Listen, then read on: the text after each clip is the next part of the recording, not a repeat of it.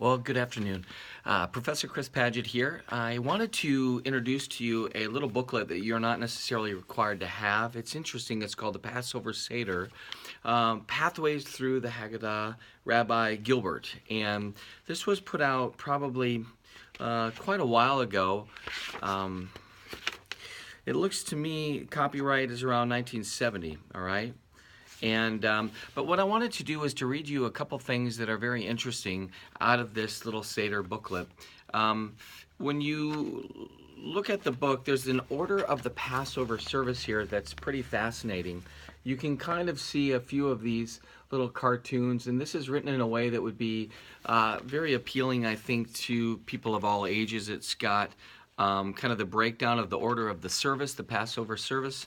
I just want to focus on one thing within the recitation of the service, which is the fifth part of the Passover Seder.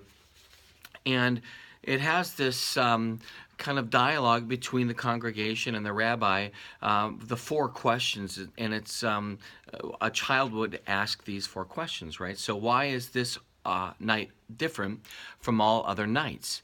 On other nights we eat leavened or unleavened bread. Why on this night do we eat only matzah, the unleavened bread?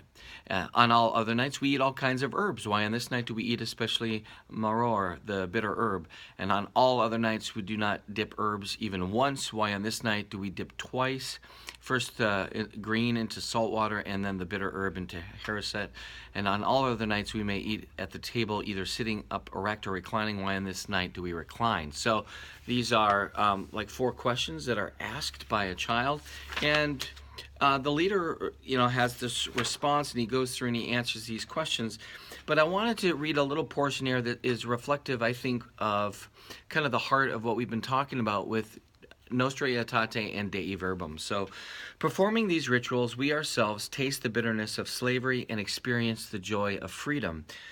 Thus, God makes himself known to us again in our day as the author of history, assuring us that the liberty to pursue happiness, to create beauty, to perform deeds of kindness, to find fulfillment in life are the rights and privileges of all men, and that the task of achieving a society where these goals may be realized is our special responsibility. And then this is one of the more touching parts here. It's on page 24, and it's the leader joined by all the company recites, and they say this. We celebrate tonight because we were slaves to Pharaoh in Egypt, and the Lord our God delivered us with a mighty hand.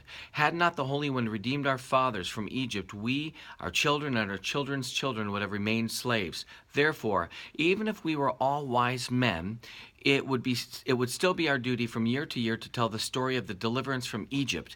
In truth, the more we dwell upon the story of the Exodus, the deeper our understanding of the meaning of freedom and the stronger our determination to win it for ourselves and for others.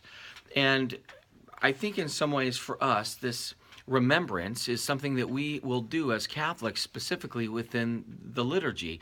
We are constantly remembering that one sacrifice for all time. We are entering into the great mystery of Calvary there at the Mass.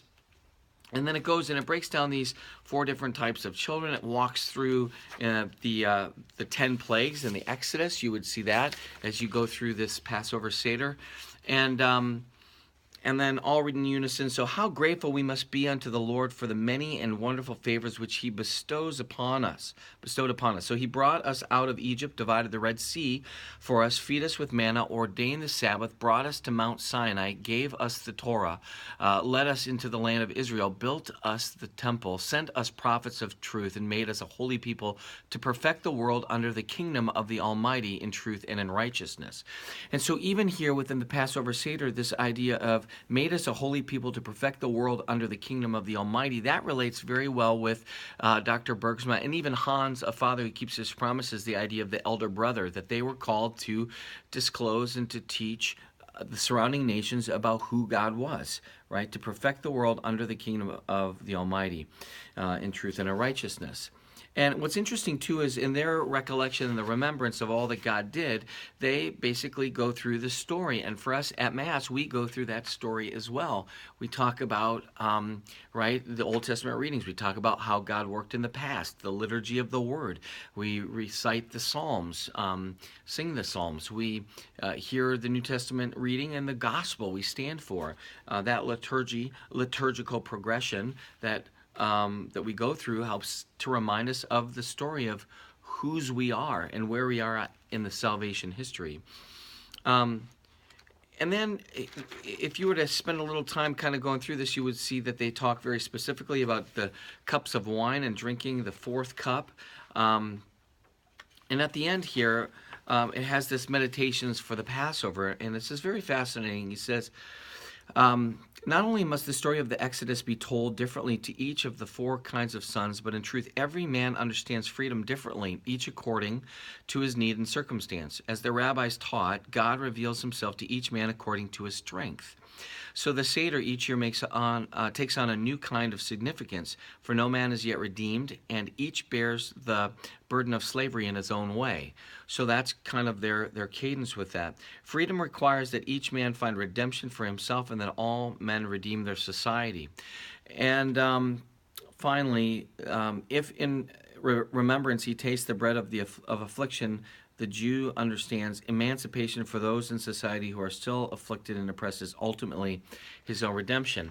And so within the teaching of the Jewish people during the Seder, there's this reminder of where they've been and the impact that God's had in their life, their story, and now they're part and parcel with, responsibly helping other people to find that freedom as well, to emancipate others from their captivity.